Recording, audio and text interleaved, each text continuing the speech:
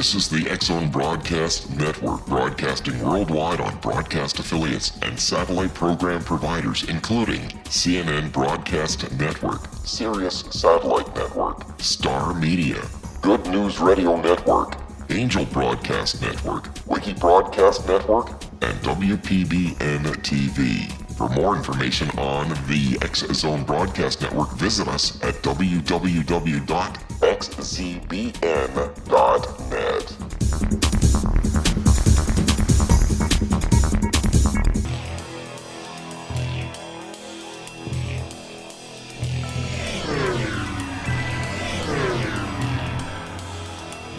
This is A Different Perspective with Kevin Randle.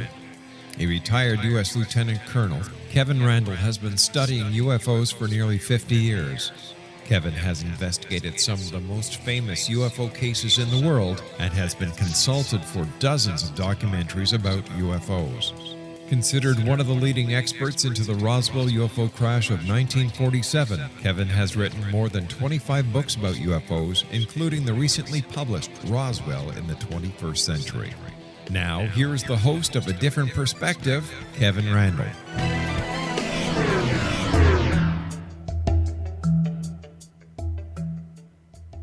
And as promised, I am the host of A Different Perspective, Kevin Randle. I have with me today John Burroughs, who has been involved in a great UFO sighting as opposed to just investigating. He served 27 years in the United States Air Force, both on active duty and in the reserve, as a law enforcement flight chief, supervisor, patrolman, and a canine handler.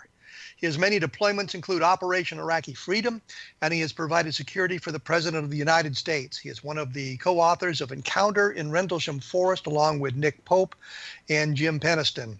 John might be the first and only former military member to receive VA compensation for injuries sustained during a UFO encounter, and we'll see if that's true in just a moment. John Burroughs, welcome to the program. Thanks for having me on, Kevin. Are you the first and only former military member to receive VA compensation for injuries sustained during a UFO encounter? I have no idea what's happened behind the scenes as far as, if other people have been awarded any kind of compensation for incidents that took place that never became public. So I don't know. Then we can say you are the first publicly acknowledged former member of the military to receive compensation.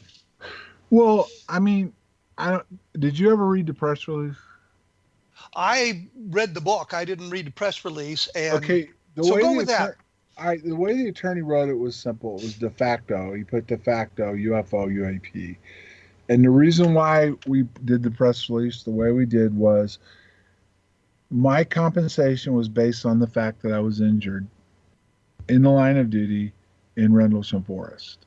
And by saying that, all the evidence that was presented to the VA that caused my heart issue, including Project Condign and some other documents, and the fact that the halt memo existed and the fact that's where I was injured, was why he put by de facto, because the facts show that whatever happened to us was the reason why they compensated me. Now, they did not come out and directly say that what we encountered or what took place. They just agreed that I was injured during the incident and I deserved compensation. But it was a UFO encounter. Yeah, but a UFO encounter is simply an unidentified flying object, unidentified aerial phenomenon, okay? Yes. Which is part of the documents presented was what was in Condign and what it said about being exposed to that radiation. So we should mention that Condign was a British government investigation of UFOs that had been, I guess, published a number of years ago. I believe, because I don't have the stuff in front of me, it was done in the 90s. The documents, where there was only 6 or 7 of them that were put together, it was given to certain people inside the MOD. I believe a FOIA was done in 2006 where they admitted that this document existed and it was quietly made public. From that point, I used it among many other sources that I had. But that was one of the things inside the document. It says we were exposed to UAP radiation. Okay, I think I've kind of hesitated this because we're coming up on a break here in just a few moments, and I didn't want to get something long and involved started before and then have to break for it. So when we come back, I want to talk a little bit about your experiences in Rendlesham Forest, and I have actually questions that have been sent to me to ask you about some of the events and some of the things that have gone on around that.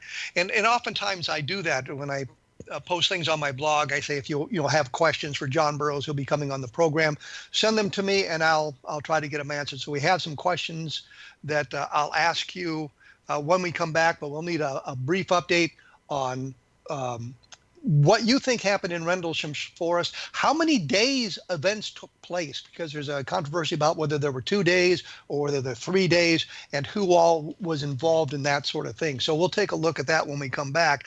And as I say, I try to put stuff up on my blog, which is at www.kevinrandle.blogspot.com, based on the program, providing a little more information and maybe some links to other sites that will give you more information about what we've discussed here on the program, so you can get a better insight to what is going on. So we will come back with John Burroughs, former military member, former Iraqi soldier, and talk to him about Rendlesham Forest right after this short break.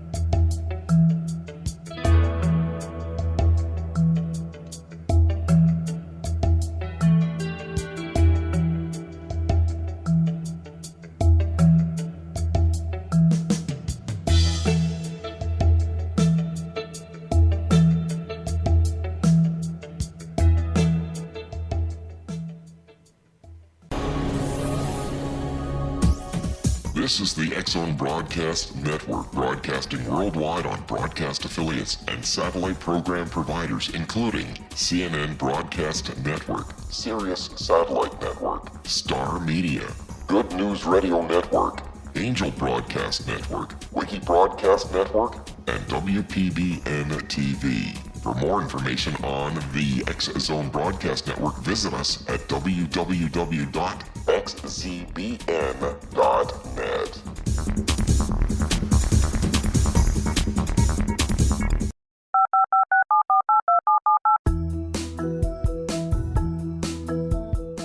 Did you know that when you're on the road with limited data or Wi-Fi, you can still listen to the X-Zone Radio Show with Rob McConnell, The Science of Magic with Gwilda Wiyaka, X-1, Dimension X, Space Patrol, and every minute of the X-Zone Broadcast Network by calling 213-401-0080, courtesy of Audio Now. No smartphone, app, or internet needed. It saves your data plan and it's free if you have unlimited minutes. Call 213-401-0080 to listen on any phone, anytime, anywhere. Remember 213-401-0080 for the best of the paranormal, parapsychology, and sci-fi radio programming anywhere, 24/7, 365.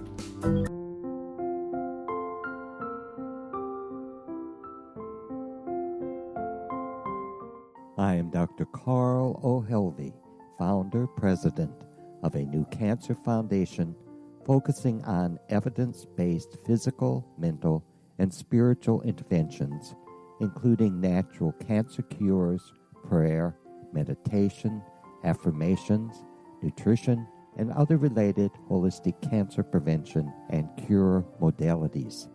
These are used in cancer education, research, and financing care. I ask for your help to continue this important work by donating at www.holisticcancerfoundation.com.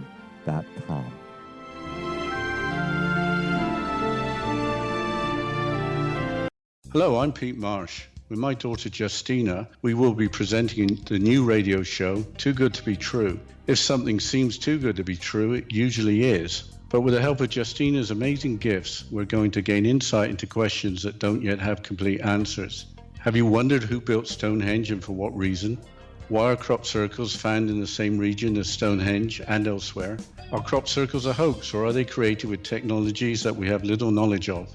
Who built the pyramids in Egypt and also in other countries? How and why were they built? Was the Titanic switched with the Britannic as part of a gigantic insurance fraud, or for more insidious reasons?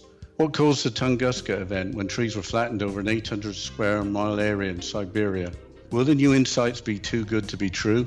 Well, that will depend on what you are prepared to believe. Please join us as we start on this journey together. For more information on Too Good to Be True, visit www.xzbn.net. Little children aren't the only ones afraid of the dark. Millions of soldiers return from war zones with PTSD, anger, frustration, fear, and loneliness, much of which surfaces during the darkness of the night.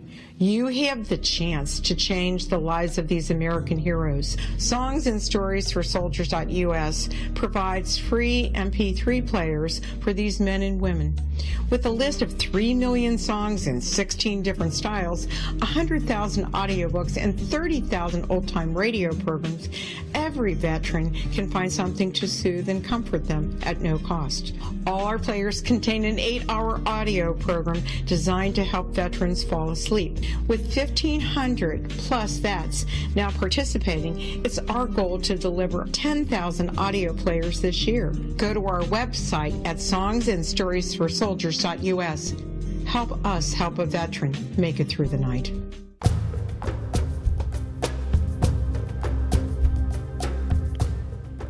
I often wonder when we're doing these things if it's necessary to say we're back, because obviously we're back. And I'm joined with John Burroughs, who was a 27-year member of the United States Air Force on both active duty and in the reserves, and he served tours in Iraq and other deployment areas.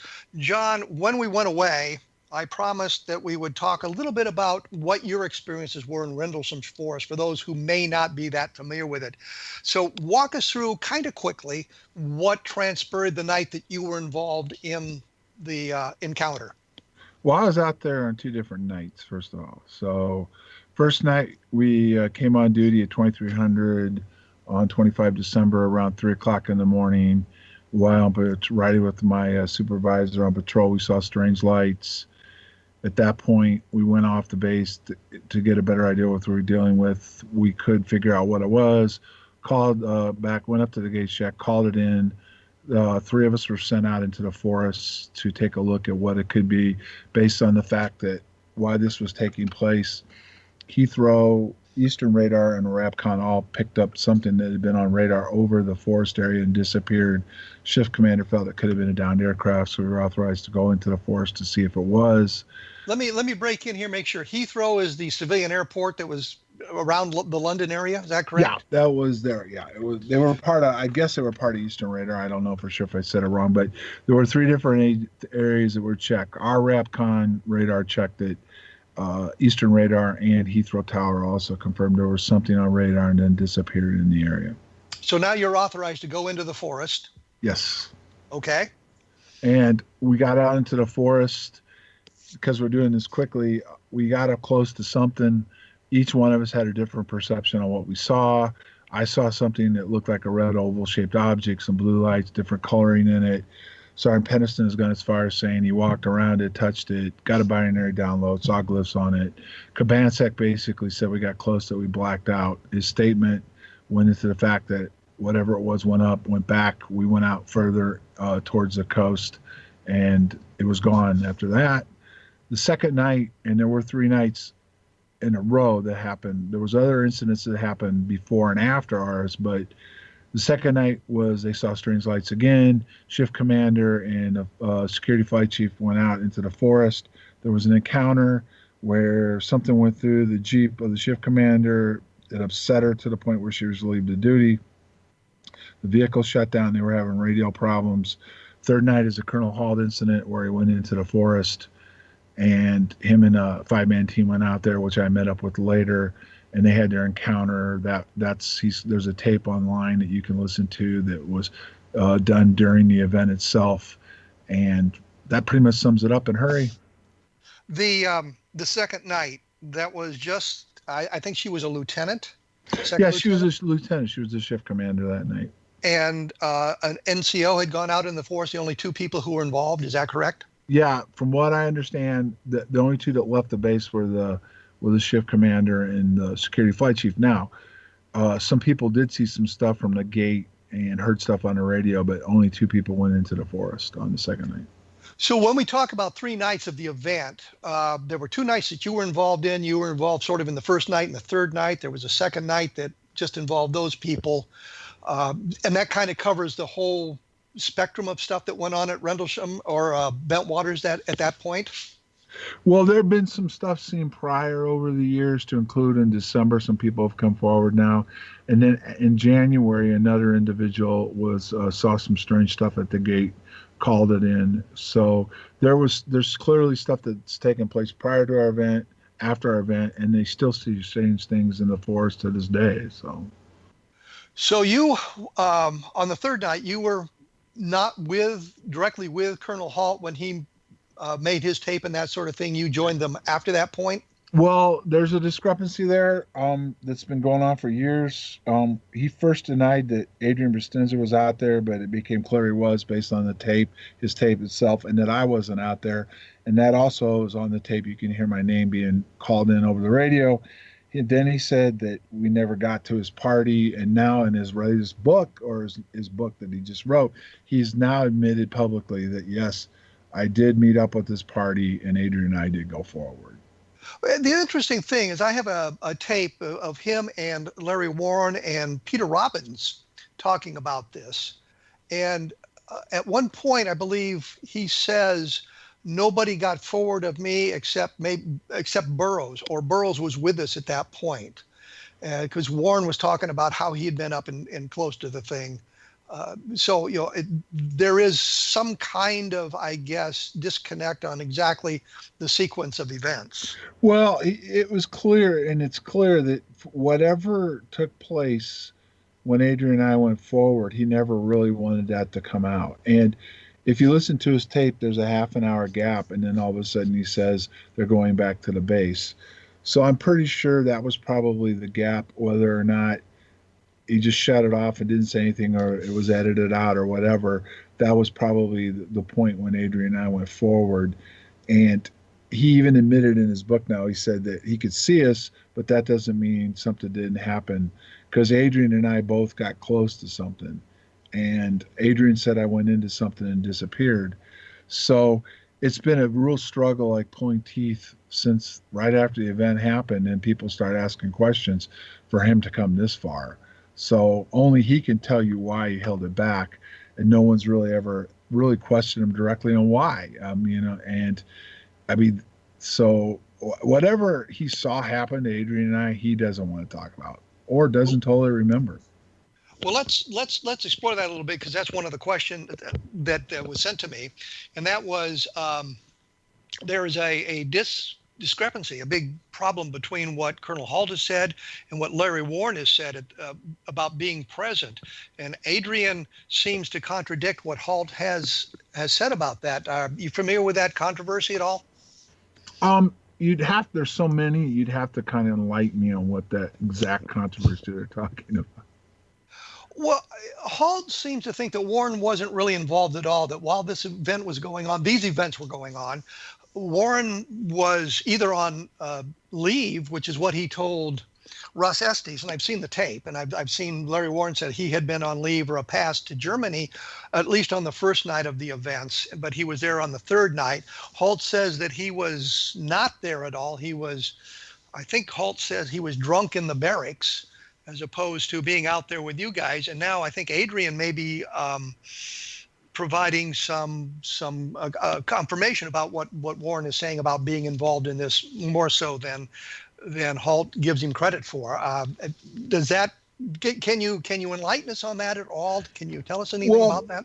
What I can say is this: if you go by Larry Warren's book that he wrote, he was not there on the night that we went out there, basically because in his book he said he went to Germany and he didn't get back to Mildenhall till late that evening. So that is a discrepancy. If he really went to Germany and didn't get back, the event was already taking place and took place while he wasn't on duty. Okay.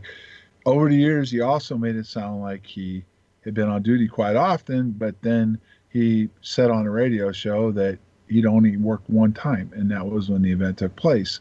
So yes, there's definitely some discrepancies there on if in fact Larry was in Germany and on his way back, he couldn't have been out there on the third night. Correct. As far as what Adrian has had to say, I'd rather not comment for Adrian. It's just as simple as that. What I can just tell you is his own book leaves doubt on whether he was out there on the third night or not. Yeah, well, fair enough on Adrian. Did you see Warren out there? No, and I didn't know who Larry Warren was until years after I met him. So the first time I knew who Larry Warren was at all is when the CNN tape was made and released publicly. And one of the first things I felt was that he was talking somewhat about what his encounter supposedly was, not directly everything he said, but he was kind of talking a little bit about the part where Adrian and I went forward. So that was one of the things that right away I kind of picked up on, not knowing who this guy was, and then CNN was interviewing him. He was talking about the part where Adrian and I went forward. But he was not with you when you and Adrian went forward. No, there was only Adrian and I went forward. And that's kind of what Halt has said, at least on this tape when he was talking with Peter Robbins and Larry Warren, was that you weren't there. Not you, Larry Warren wasn't there, but because he only knew of you and Adrian going forward. Yeah, but see, that's the problem with Colonel Halt. He for the longest time, he denied we were even involved. So do you see what I'm getting at? And yes. And trust me, that tape, you gave me a copy of it. When I confronted him with the tape, because that was just more evidence, because his own tape kind of put him down the river about the fact he said, at first he told everybody we were never there, even Adrian wasn't there. And the tape kind of blew that up. And then he tried to go along the lines that, well, I never met up with this party. And one of the things I will say is that I didn't go out with as a party initially. I met him coming back, and I was going forward. I was allowed to meet up with him. So I wasn't out there with him immediately after he went out there, but I did meet up with him later on. But then when that tape surfaced and he knew about it, then he started walking it back even more. And finally, now in his book, he did very casually say that Adrian and I did go forward, and that he claims he could see us the whole time, but that doesn't mean something didn't happen to what Adrian and I said it did. So is it the fact that whatever happened is they just don't want out, or does he not remember, or is it both? I'm not sure. Do you think there's kind of a conspiracy to keep this information undercover? Is that what you're suggesting? There's a lot of things about Colonel Halt that don't add up. I mean, when he sticks to his story, what he said happened as far as he went out there, the tape backs it up and stuff like that, it's great. But then he differs off and starts attacking different people that talk about what they remember happening, to include to say we were interrogated and you can't trust us. And then he'll come back and say we were all interrogated, but he wasn't talked to, debriefed, or anything. And so, I mean, I'm not sure. I mean, the fact that it took 34 years for him to admit that Adrian and I went forward is interesting enough. I really can't say for why he's trying to keep that part quiet. I really don't know. Well, that kind of leads us into another one of the questions that had been sent to me, and it concerns Colonel Halt's, what the writer said was his over-the-top criticism of Warren, based on what Adrian has been saying about that as well. So, I mean, you've heard some of the criticism that Colonel Halt has made about Warren. Do you see it as over the top? And I will write here, we're getting close to another break, so we have to be quick. Okay, basically over the top is the fact that when he attacks his personal life, that has nothing to do directly with the incident itself, other than some stuff has come out recently that makes his credibility, it leads to his credibility, period. But ultimately, what I've seen over the years is anytime people start wanting to talk about what they saw and what took place, it doesn't matter even if it's Warren, Halt seems to jump on him and try to back him down and get him not to talk about it. So I think it's been very convenient for Colonel Halt over the years to keep other witnesses quiet, and also to keep the controversy stirred up to the point where we're never probably all going to get together and be able to talk about it. Okay, we're going to have to take our break here. As I promised, As I say, take a look at www.kevinrandle.blogspot.com for additional information or links to other sites that might help you understand what's going on here. When we come back, I'm going to talk to John a little bit about these interrogations and that sort of thing that went on, and Colonel Hall's denial that he was involved in any of that. And if you get take a look at Roswell in the 21st century, I certainly would appreciate that. We will be back right after this.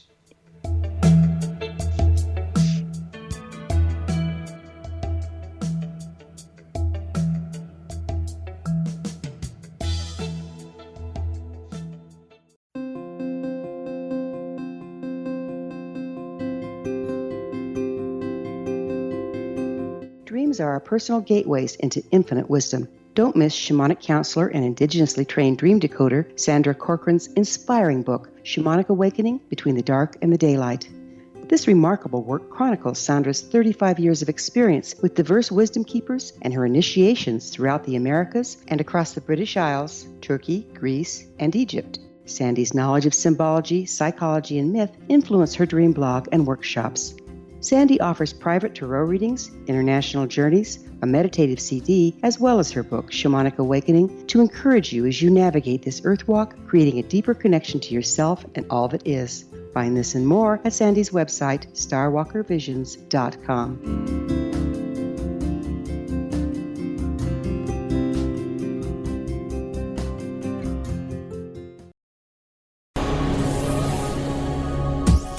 This is the X-Zone Broadcast Network, broadcasting worldwide on broadcast affiliates and satellite program providers, including CNN Broadcast Network, Sirius Satellite Network, Star Media, Good News Radio Network, Angel Broadcast Network, Wiki Broadcast Network, and WPBN TV. For more information on the X-Zone Broadcast Network, visit us at www.xzbn.net.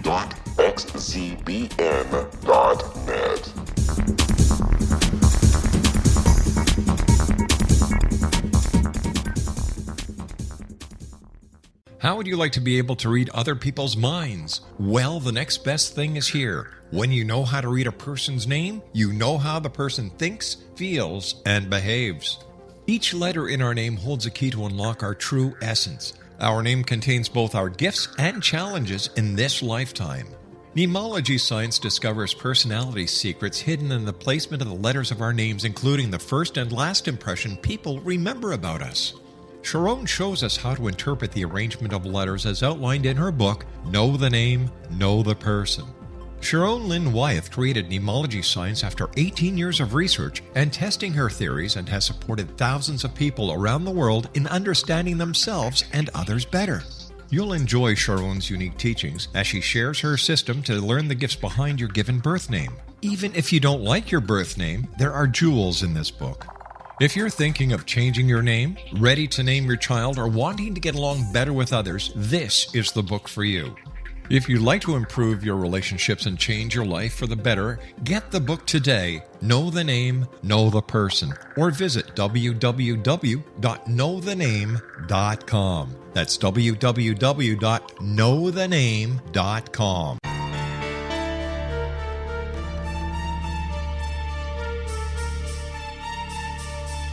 Hello, I'm Justina Marsh, and with my dad Pete, we are going to present a new show called Too Good to Be True. Together, we are aiming to discover more truths about this world and beyond. Do you have unanswered questions about the world?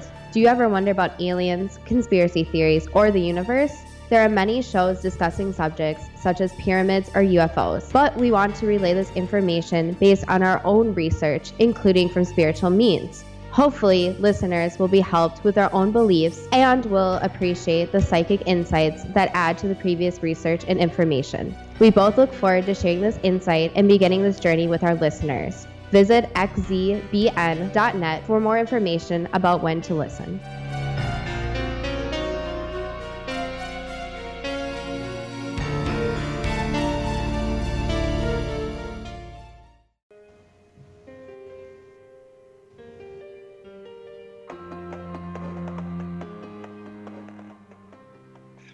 I am here with John Burroughs, who was one of the, you might say, major players in the Rendlesham Forest incidents of December of 1980. We were talking a little bit about Colonel Halt's. I'm really not sure what to say about his over the top criticisms of some of the people involved in this, some of the people who've talked about it.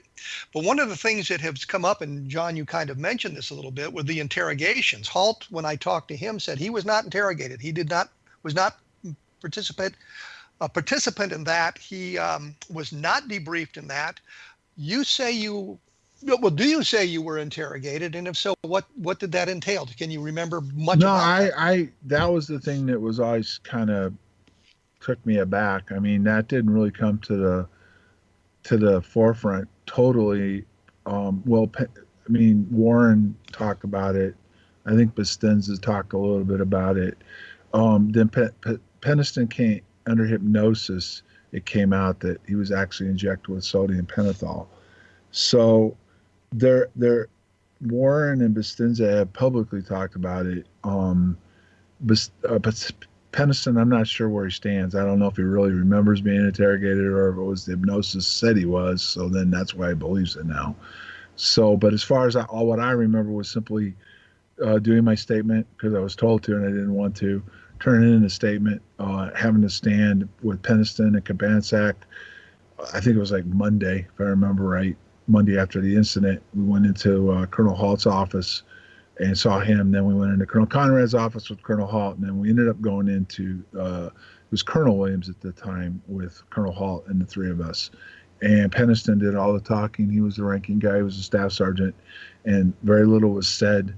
And they took our statements and basically told us that it was being looked into and to don't worry about it. Now Penniston has gone farther and said that he was brought back in. He remembers being writing a statement for OSI, and they switched it, and he was talked to by him, but he never said he was like interrogated by him other than the statement was switched. And then Halt used to meet with them on and off talking about the incident. So, but for me, no, I don't remember being brought in like Warren and Bustinza did or what Penniston's hypnosis says. And the thing about Halt that's interesting was he was called on that on a different radio show. And the question was, well, how do you know you weren't if you claim everybody else was? And see, he claims he didn't know what was going on at the time. He found out about it later, but he never really reiterates how he found out about it. But he says, well, I wrote it all down a couple of weeks later. My story hasn't changed. And the question was, well, okay, if you were interrogated like everybody else said they were right afterwards and they messed with you then, the story you wrote down later, of course it wouldn't have changed. So there, like I said, there's another issue with that. Now, I'm not saying I wasn't brought in and made to forget it, but I don't have any memory of it, nor when I went into hypnosis did I talk about being interrogated. The hypnosis, was that part of the interrogation, or was that something that took place long after? I did some hypnosis in 1988 because I couldn't remember what happened when we got close to it the first time or the third time. And they wanted, the people that were interested in doing something with this wanted to see if anything would come out under hypnosis. So when you got close to it, and I think Adrian said you had disappeared into it or disappeared in some fashion, do you remember anything about what that was like or what you saw? No, that was the whole point. I remember running towards it. Adrian went down to the ground. He says that he felt like something pushed him down, held him down.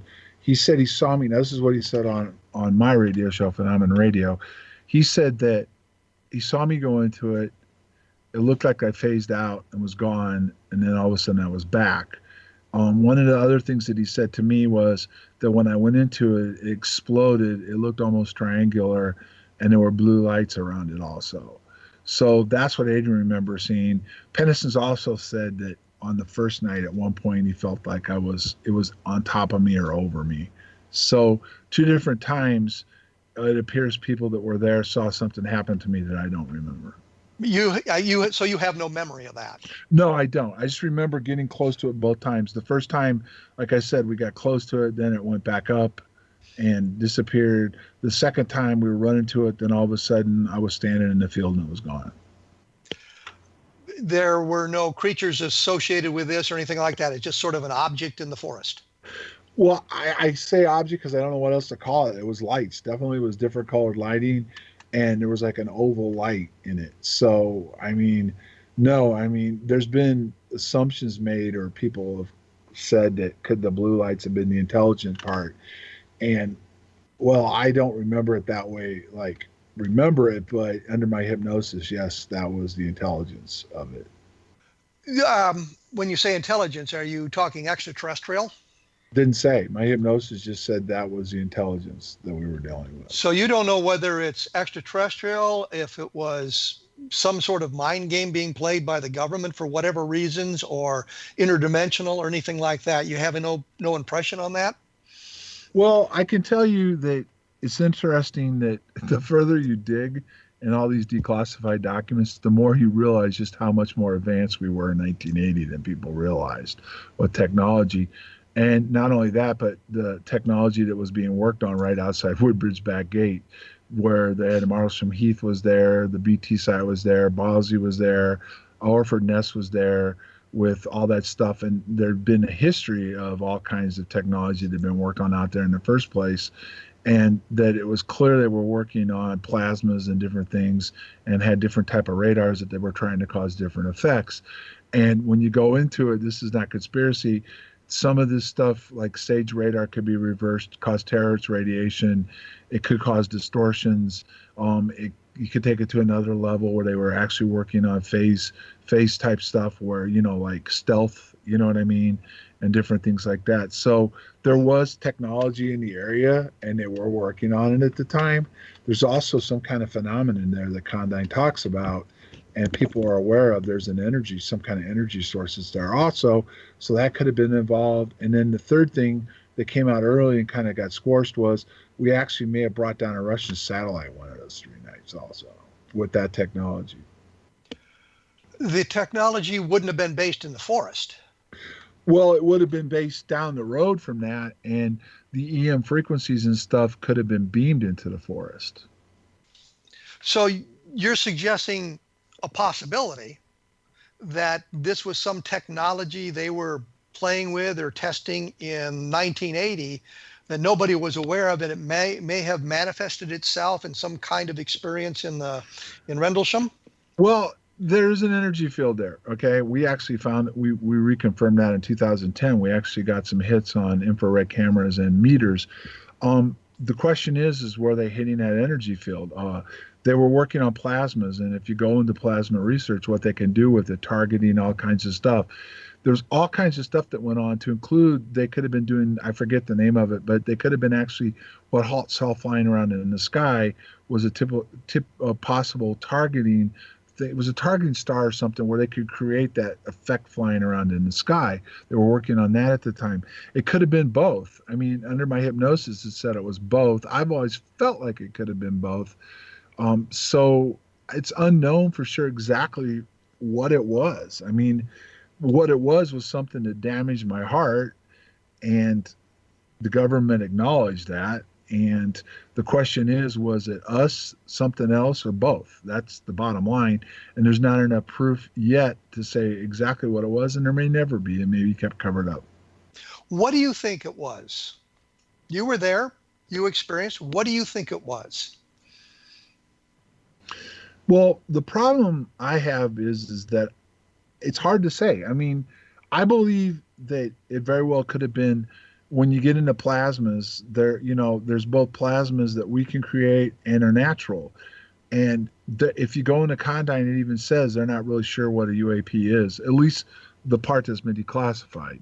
But in it, they say that they definitely could be used for military application. So, and another thing they kind of hint at, it could be intelligent in nature. So, again, like I said, it could have been that we caused, that had take place. It could have been something that was something we were doing, and intermixed with that. It could have been a lot of different things. And the last thing that's interesting is there's documentations declassified. The lighthouse, how it was made fun of, they were using that to actually transmit EM frequencies out of it. And that actually could have played a part in this also. So what I'm getting from you is you are kind of confused about what really happened there. You're not sure who might have been the responsible agency. human or something else. What I'm trying to tell you is I'm not going to sit there like Halt did and said it was ET. I'm not going to sit there like Penniston did and say it was time travelers. I'm not sure. And that's one of the things that I've been working on for several years now. And as you go deeper and deeper into the documents, there's a whole thing. And one of the other things that you were involved with was Project Moondust, right? I was not involved with it. But I mean, you did familiar research with on it. Project. Yeah. There's a very good possibility that Moondust team was activated for Bentwaters because I hold FOIA from the State Department that admitted they were involved in this. And one of the things is that the State Department would be involved if they activated the team. And it could be UFO, UAPs, or even satellite, Russian technology also.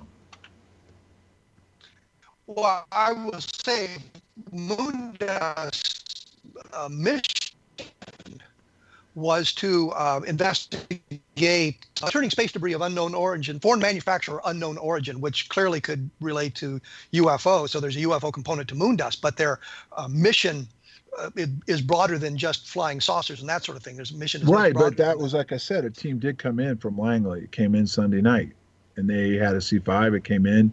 It parked out there in the weapons storage area, a parking area, which was highly guarded and, hard to see.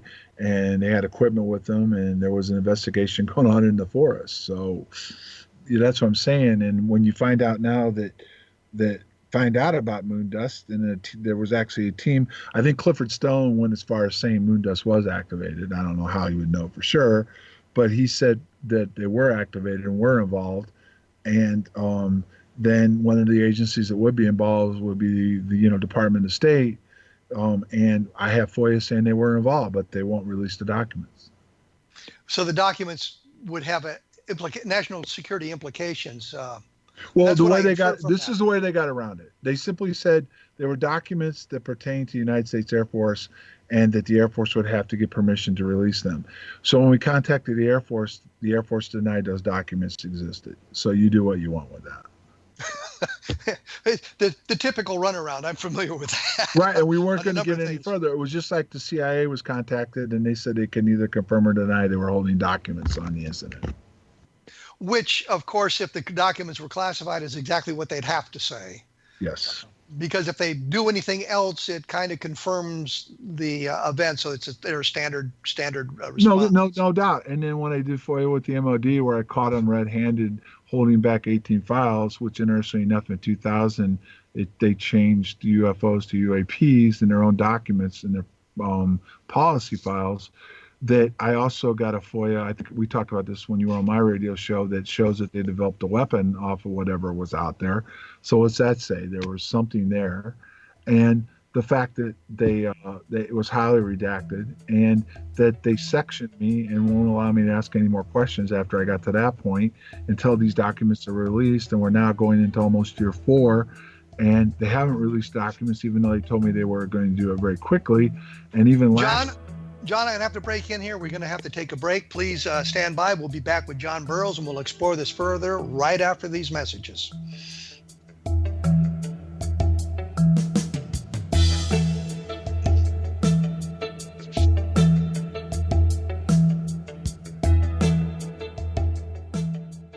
Hi everyone, Rob McConnell here, and I wanted to spend a moment on internet streaming. Everybody has heard about internet streaming, but not many know much about it. Did you know the internet streams just about everything? Movies. From new releases to old classics. TV shows. Almost every show, every episode, and much more. But the question has always been, how do you do it? Well now, thanks to the folks at 123 Ready TV, I have the answer for you. They have developed a simple program app, 123 Ready TV, that you install on your Windows PC, Android smartphone, or Android tablet that can have you streaming like a pro in less than 5 minutes. You truly won't believe how much is available or how easy it is to do until you try. And for a one-time cost of only $19.99, this product is a real winner. To learn more about 123 Ready TV, visit our website at www.xzbn.net.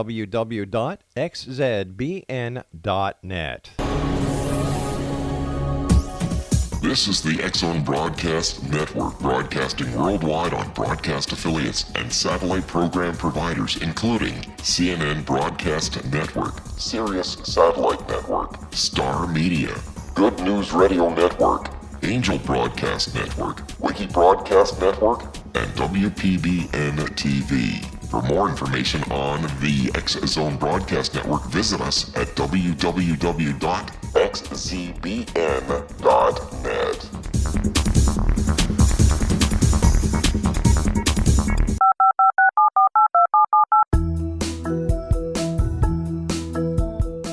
Did you know that when you're on the road with limited data or Wi-Fi, you can still listen to the X-Zone Radio Show with Rob McConnell, The Science of Magic with Gwilda Wiyaka, X-1, Dimension X, Space Patrol, and every minute of the X-Zone Broadcast Network by calling 213-401-0080, courtesy of Audio Now. No smartphone, app, or internet needed. It saves your data plan and it's free if you have unlimited minutes. Call 213-401-0080 to listen on any phone, anytime, anywhere. Remember 213-401-0080 for the best of the paranormal, parapsychology, and sci-fi radio programming anywhere, 24/7, 365.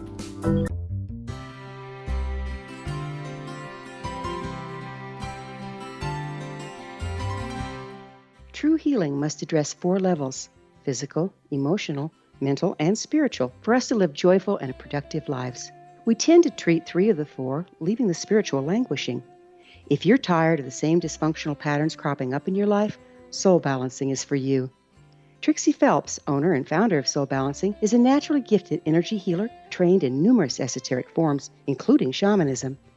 Trixie has created a powerful modality that safely and effectively clears your energetic field. A Soul Balancing session can remove interference, heal trauma, and restore your hope. Contact Trixie for a life-changing long-distance session today, www.soulbalancing.world.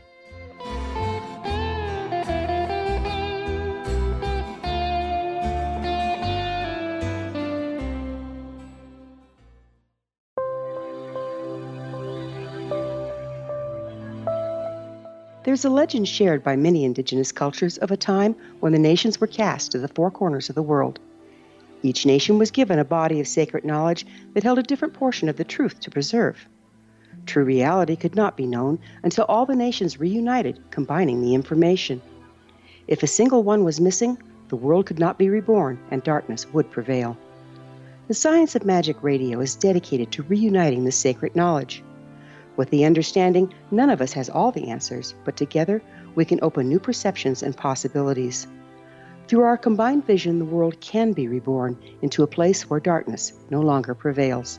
Join me, Gwilda Wiyaka, and the Science of Magic daily on the X-Zone Broadcast Network, xzbn.net, or visit us at thescienceofmagic.net.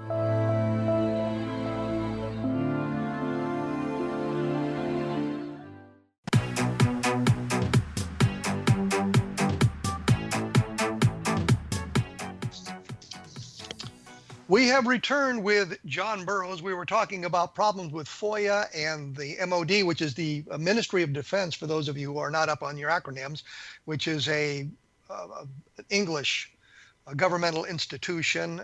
I'm sure everybody knows what the CIA is and that sort of thing, and what the Air Force is. So you were talking about problems with the FOIA requests and the runaround you were getting. Did you want to add something to that? Yeah, what I was saying as we went to break was simply this. I have some inside information that no one else has, based on understanding Condyne and some other documents that I haven't made public. And my FOIAs were very interesting. In fact, when they finally admitted these 18 files existed, because when I went public and said they did, no one believed me.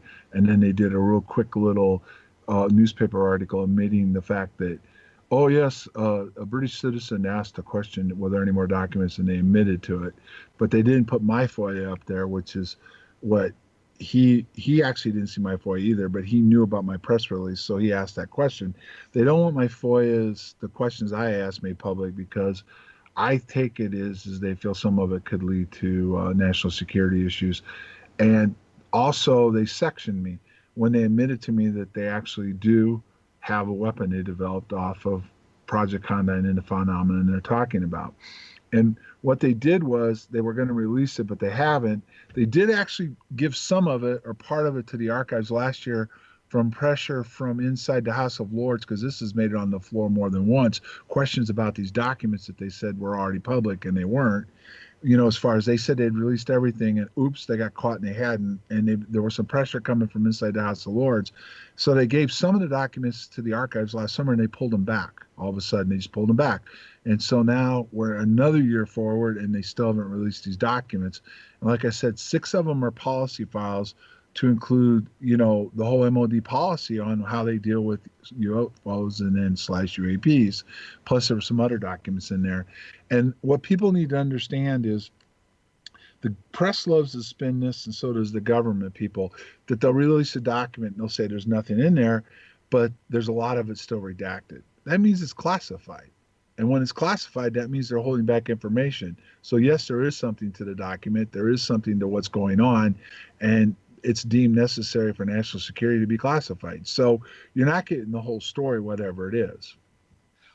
To be fair, you have to admit that at some points, and even though it involves UFOs, and I've seen some of the documents that were originally redacted, and we've now gotten the whole documents, and what they're holding back were things that did not relate to the UFOs at all, but impacted national security. So it could be something in those documents that would affect national security that doesn't necessarily relate to UFOs or UAPs, whatever they want to call it. Isn't that a fair statement? Not necessarily. I'm not saying some of it isn't, but there's a lot of it still classified in Condign itself. Matter of fact, there's a word going around that's actually just a really cut and paste report, that the real report, the true report that's highly classified still has never been totally released. And you can't say that a little bit of it is, but you know what I mean? You can't come out and say UFOs are not of national defense significance or anything like that, and then turn around and heavily classify this stuff. And I'm not talking about like a site or something. I'm talking about there's a lot of heavy duty stuff that's been redacted over the years, including this Condign and, these MOD files, because that's why they had to pull them back. There was still stuff in there that they didn't feel that was redacted properly. So there's a lot to this. The question is why do they spin it one way, and say there's nothing to this and then redact so much of it? Well, I'm going to take this in a different direction now, because we're getting short on time here, and somebody wanted to know that if you had any comments on the binary codes and what they call the new improved binary code that has come from Penniston. Do you have any comment on that, or was that you laughing? Yeah, I'm laughing because here's my take on this. I'm going to leave it as it is. They're supposed to be coming out with a book about it. Read it if you must and come up with your own conclusion. But I'm not endorsing any of it. I tried to understand it. I tried to figure out the whole thing. But there's just so many discrepancies in it with the notebook, different stuff that I wasn't even aware of at the time that came out later, some interviews he's done and different things that have to make you stop and pause about all this. So as I said very early on when it came out, I did not touch anything. I did not have any binary download. So keep me out of it. Since you knew him, and the notebook appeared sometime later, but he claims he wrote it the next day or a day later or something like that. Can you add anything to that? I mean, did you know anything about the problem with the notebook is, and that's how the binary surfaced, was the date in it that he said it took place was the 27th of December, which matches the Halt memo, which had the wrong dates. But the interesting thing was, if he wrote it out there in the field at the time, he would have known it was the 26th of December. You know what I mean? So that was a discrepancy right there. So, and then the binary, you can't get a straight answer on how many pages there were, on top of the fact that even some of the stuff, like early on, somebody did an interview and said when he was writing back with him, he sketched what he saw, which has kind of stayed consistent. But there was no mention of the binary, the glyphs, or anything else. On top of the fact that later on, when people started looking at the notebook, Halt said he handled it and never saw the binary in it. James Fox had a good look at it, never saw the binary in it. So, and then the glyphs didn't surface till later. In fact, the whole notebook didn't surface until after he went into hypnosis in '94, which it did come out there might have been binary communications involved and stuff. But then the notebook surfaced after that. So, like I said, there's a whole bunch of discrepancies. And all I'm saying is that, yes, you need to pause and really ask some tough questions. But if you want to read the book and see what they've come up with, go ahead. But just remember this, I was not involved with any of that. I had nothing to do with it, nor do I want to. Well, it seems to me what we've got here is a bunch of, I shouldn't really say it that way, but people involved in this event who are actually coming at it from their own personal perspective, single perspective, and that is causing some conflict among the people who were involved in this thing. Well, there's conflict with Penniston and I, because one of the things is that I don't support his story, and that's one of the things that the skeptics are very critical about, was how could you say all this happened and Burroughs didn't see it or Kabansek didn't see it? So that doesn't sit well, which I've always just said what I remembered. And I've also made it very clear the difference between what I remember and what hypnosis says. So yes, there is issues. And again, there's people that think he's lying. There's other people that thinks he believes what he's saying is true, but he was messed with. I just leave it as that each person has a different perspective. Each person tells a different story, and you have to just take the time to look at what each person has said and make your own judgment. I'm not going to call Penniston a liar. I just don't want anything to do with the fact that, I don't tie me to the binary. That's his story, and take it as you will. If you believe it, great. If you don't, fine, or if you're in between, fine. But just, I don't want to be tied to it, because no, I don't have any binary download floating around. Well, the thing that you seem to be saying here, and the thing that I'm picking up at least, is that you possibly were messed with under hypnosis, both or some other kind of regression done by the government, and the binary may be an outgrowth of that as opposed to something else, which would make it real in one sense, but not necessarily important in another. It could be, and one of the other theories is that the government messed with them, and when he went into hypnosis, it triggered it, and he wrote it out afterwards. I mean, again, for me, I can't say I wasn't messed with, because other people said they were, but I have no memory of it. So I'm not running around trying to say Bustinza was, Warren was, Penniston was. I don't know for sure. Do you know what I mean? It's just Yes. like, I don't know for sure what we were dealing with, but I do know whatever it was damaged my heart and caused me to have medical conditions, and my medical records are still classified, and my DD Form 214 was altered to show that I wasn't even in the Air Force when the incident took place. So whatever it is and whatever took place is still highly classified to this day. Well, let me do this. You say your DD 214 was altered. When you were discharged, you got a DD Form 214. Are you saying that one was altered, or they altered the one in your file? Real quickly, I separated from the reserves, and I separated in a way in a program that's different than most. And I basically got held to my contract for 2 extra years. So I never did get to go through my out process like most people do that retire. I simply put my papers in. I was put in inactive reserves because I was eligible for retirement. They held me for the next 2 years to my contract, and all I got in the mail was the fact that here you are, you're honorably retired. Here's a flag that we flew for you. Good luck with life. So I didn't get to go through all that stuff. I didn't go through all the debriefing, and they held me partly because of my specialty in explosives. And they weren't happy when I chose to drop my papers, because I'd had enough. I kept deploying, was away from my family. When I was able to retire, stop loss had been lifted, I dropped my papers. So that's what happened. So you got caught in stop loss as well then? Well, I was for a while, but as soon as they lifted it and I had the time, guess what I did? I dropped my papers. I was done. I'd had enough. Okay. And trust me, the guys what I went through with K9 was pretty intense, but then that's when the whole new level went out, where they had those guys out there going out with the dogs in front of them with IEDs, and they were blowing up, killing handler after handler, seriously injuring them and wounding the dogs and killing the dogs. So I did get out at the right time, and God bless those guys that did that, because that's something that's really hard to train a dog to do and put people out in front like that. Well, John, thank you so much for taking the time to chat with us today. I I've learned a lot. I hope the audience has well. And we'll talk about getting you back on the program sometime later. Thank you very much. Thanks, Kevin.